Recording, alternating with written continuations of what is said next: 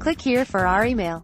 Dear Rocker Report, just wanted to address what's been circling social media this morning about an apparent number of fans who are starting to call on Junior getting the axe. I get the frustration at times, especially with scoring and sitting back. But after the last 5 to 10 years of instability, surely that's exactly what us fans want. We finally have a bunch of owners who care deeply for the club. Our majority shareholder is always trying to sort issues us fans send to him on Twitter and is very vocal about Sunderland inside and out. I'm sure Ellis Short would have done that. We have a manager who wants us to do well and cares. After the past 2 seasons, why can we not get behind that? We got to a final that no one cared about at the start of the season and it gave us a fantastic day out. We're currently 3rd in the league with 3, I'll repeat that, 3 games in hand. Why are people panicking? If we don't go up, do I want Junior to go? Not at all. Not in a million years. One thing we've lacked in recent memory is something I believe to be so important, and that's stability.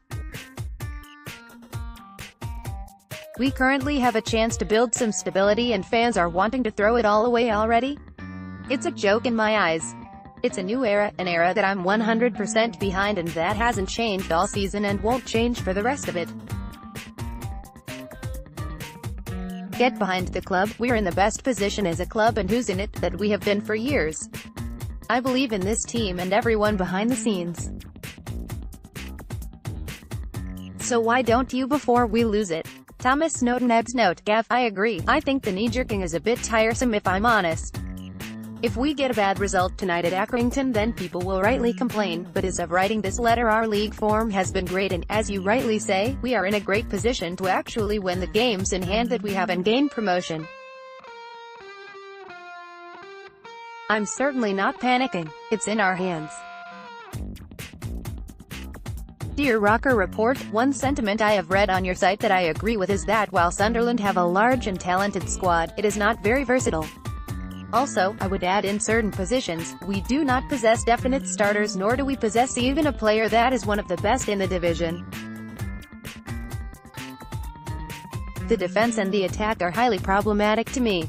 At centre half, there is no guaranteed starter. There has been rotation between Flanagan, Baldwin, and Dunn, mainly because no individual is quite superior to the others in most aspects of their position. Similarly, the attack is rather limited. Majidi is the only standout attacker, and he has to play a certain way. Morgan and Maguire have been very good at times, but obviously building for next year, Morgan will be leaving and Maguire has not been consistent. Brigg and Wyke are still adjusting, and may show their abilities in time, but so far have not found a way to show them. Hahnemann is a resolute and energetic midfielder, but he is not a playmaking attacking midfielder. Keeping this in mind, Sunderland might look to George Edmondson, Sammy Schmadix and Stevie Mallon for next season, whether they are promoted or not. Edmondson is young, has played a great deal in League One, was in the team of the season, and we have seen with players like Tarkowski and O'Connell how much value there is in young English central defenders. Schmadix is perhaps the best young attacking playmaker in League 1 or 2, and will be a free transfer. Mellon we were linked with last summer, and at Hibernian, he has showed himself to be one of the best midfielders in the Scottish Prem. All 3 would make the squad younger, would have resale value, and would be relatively cheap both in wages and fee. Thank you for your time. Coulter lastly adds note, Gav, I think it's difficult as we sit here right now to say what the team next season needs. As it stands, what league we play in isn't certain, and until that is confirmed, we shouldn't start targeting specific players. That said, whatever league we are matters not a lot when assessing the deficiencies of the squad. I think that we lack pace and athleticism all over the park, characteristics that the squad has been missing now for a number of years. If we can do that, we'll do well in either league. Continuing to sign smaller, slower players will hamper us though. Click here for our email.